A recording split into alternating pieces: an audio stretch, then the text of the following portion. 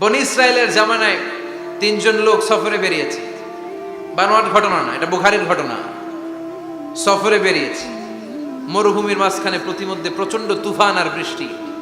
বৃষ্টি থেকে বাঁচার জন্য এর একটা পাহাড়ের গুহার ভিতরে ঢুকেছে। হঠাৎ থান্ডার, বজ্রপাত, বিজলি, মুষলধারে বৃষ্টি।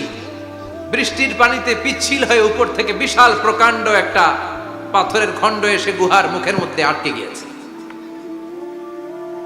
যেই গুহার মুখ দিয়ে তারা ঢুকেছে, ওইখানে বিশাল একটা পাথর গড়িয়ে এসে উপর থেকে বলল, অন্ধকার, ভিতরে কোনো আলো নাই, কোনো জনমানব নাই, বাঁচানোর কেউ নাই, কিচ্ছু দেখা যায় না, ঘুটঘুটে অন্ধকার।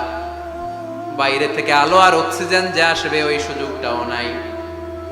তিনজন বুঝে গেল আমাদের মৃত্যু এখানেই হবে, আমাদের কঙ্কাল গুলো শত শত বছর এখানে পড়ে থাকবে, কেউ উদ্ধারের জন্য আসবে না। ঠিক কিনা? বাঁচানোর কেউ নাই, অক্সিজেন যতটুকু আছে কিছুক্ষণ পরে এটাও শেষ হয়ে যাবে। তিনজনের একজন বলল, আমাদের বাঁচানোর কেউ নাই, একজন ছাড়া তিনি কে? আমাদের তিনজনের জীবনের এমন কোন নেক আমল আছে কিনা যেটা দিয়ে আল্লাহর কাছে দোয়া করা যায়? কার জীবনে কি নেক আমল আছে যেই নেক আমলটা দুনিয়ার কোনো মানুষকে দেখানোর জন্য করা হয় নাই, শুধু করা হয়েছে কার জন্য? এরকম কোন নেক আমল থাকলে দোয়া করা শুরু করো, এছাড়া আমাদের বাঁচার কোনো উপায় নাই। একজন দোয়া করা শুরু করলো। হাদিসে লম্বা একটা হাদিস, আমি সরল বঙ্গানুবাদ শোনাচ্ছি। একজন দোয়া করা শুরু করলো। একজন বলতে শুরু করলো, আল্লাহুম্মা কানা লি আবাওয়ান শাইখান কাবীরান।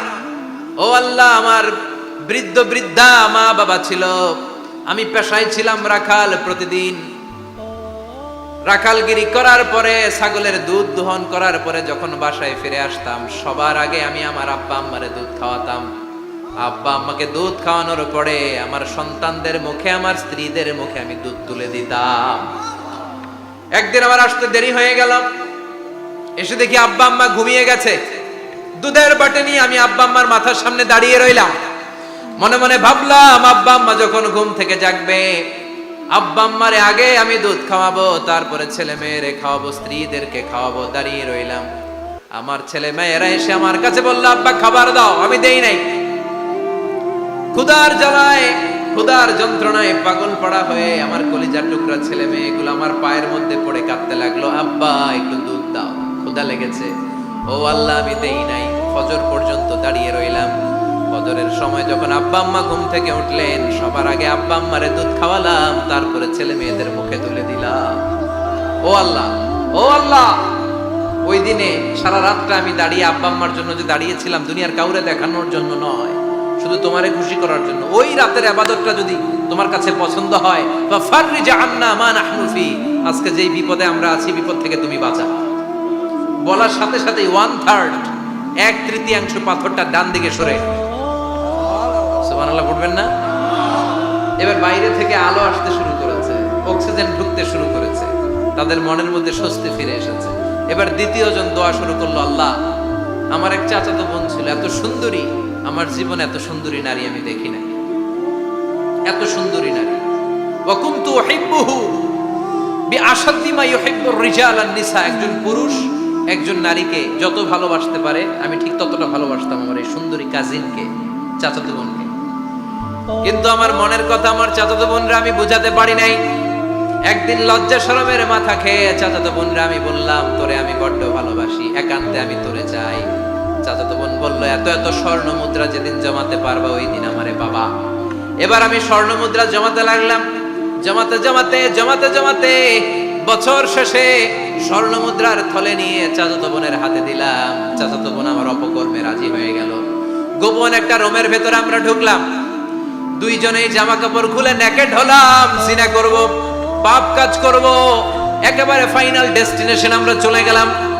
পাপ কাজ যখন আমরা শুরু করব, ইন দা মিন টাইম আমার চাচাতো বোন আমার ডেকে বলে, ও আমার চাচাতো ভাই, ইত্তাকিল্লাহ, ইত্তাকিল্লাহ, আল্লাহরে ভয় কর, আমার সতীত্ব নষ্ট করে দিস না। আল্লাহ ওই মুহূর্ত থেকে ফিরে আসা কোনো পুরুষের পক্ষে সম্ভব ছিল না। ইত্তাকিল্লাহ, এই বাক্যটা শুনে, তোমার আওয়াজ শুনে আমার কলিজার মধ্যে কাঁপুনি ছুটে গিয়েছে। তোমার নাম শুনে আমি আর ধৈর্য ধারণ করতে পারি নাই। চিৎকার মেরে জামা পেড়ে ওই ঘর থেকে বের হয়ে গেলাম। ও আল্লাহ, শুধুমাত্র কেবলমাত্র একমাত্র তোমার ভয়ে ওই দিন আমি আমার চাচাতো বোনের সাথে পাপ কাজে লিপ্ত হই নাই। আল্লাহ রে, ওই দিনের আমলটা যদি তোমার দরবারে কবুল হয়ে থাকে, আজকের বিপদের দিনে তুমি আমাদের বাঁচাও। বলা মাত্রই এই দোয়া আল্লাহর কাছে এত কবুল হয়েছে, কারণ আল্লাহর ভয় এটা পৃথিবীর সবচেয়ে বড় ইবাদত। চিল্লায় বলেন ঠিক কিনা? যাদের হৃদয়ে আছে আল্লাহর ভয়, তারা কবু পথ ভুলে যায় না। আল্লাহর প্রেম ছাড়া এই দুনিয়ায় কারো কাছে কোনো কিছু চায় না। ঠিক কিনা? আল্লাহর ভয় আল্লাহর কাছে সবচেয়ে বড় প্রিয় ইবাদত। আল্লাহর কাছে দোয়াটা এত পছন্দনীয় হয়েছে, মুহূর্তের মধ্যে 2/3 পাথরটা গুহার মুখ থেকে ডান দিকে সরে যায়। 2/3 পাথর এখন সরে গিয়েছে। এবার তারা বেরোতে চেষ্টা করলো, দেখা যায় হাত বেরোয়, কারো পা বেরোয়, মাথা বেরোয়, কিন্তু পুরো বডিটা নিয়ে বেরোয়া যায়। বাকি আছে কয়জন? কথা কয়। এবার 3 নাম্বার লোক দোয়া করতে শুরু করেছে, আল্লাহ ইন্নী ইস্তাজারতু উজারা ফাদাফা'তু সামানাহুম। আল্লাহ, আমি অনেকগুলো শ্রমিক ভাড়া করেছিলাম, তাদেরকে দিয়ে কাজ করিয়ে তাদের ঘাম শুকিয়ে যাওয়ার আগে প্রত্যেকটা শ্রমিকের পারিশ্রমিক আমি দিয়ে দিয়েছি। সবগুলো শ্রমিক আমার কাছ থেকে পারিশ্রমিক বুঝে নিয়েছে, একজন ছাড়া। একজন না নিয়ে চলে গেছে। তার টাকা তারে আমি বুঝাই দিতে পারি নাই। তার রেখে যাওয়ার টাকা দিয়ে আমি কয়েকটা ছাগল কিনলাম। ওই ছাগল পালতে পালতে বাচ্চা দিল, আরো বাচ্চা দিল, দিতে দিতে বিশাল ছাগলের ডেইরি ফার্ম বানালাম। 1 যুগ পরে ওই শ্রমিক এসে বলে, হে আমার মালিক, 12 বছর আগে তোমার কাছে কাজ করেছিলাম, টাকা কিন্তু নেই নাই, টাকা দাও। আমি বললাম, ওই যে বিশাল ছাগলের বড় একটা ডেইরি ফার্ম দেখা যায়, পুরো ডেইরি ফার্ম তোমার, ডেইরি ফার্মটা তুমি নিয়ে যাও। শ্রমিক আমারে বলতে লাগলো, তাস্তাজিউ মিন্নি, আমার সাথে ঠাট্টা করো নাকি?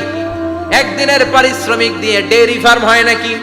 যতটুকু টাকা তোমার কাছে আমি 12 বছর আগে পেতাম, ততটুকু দিলেই চলবে। তারে আমি বুঝিয়ে বললাম, তোর টাকা দিয়ে ছাগল কিনেছি, ছাগলের ব্যবসা করে ডেইরি ফার্ম বানিয়েছি, একটার পর এক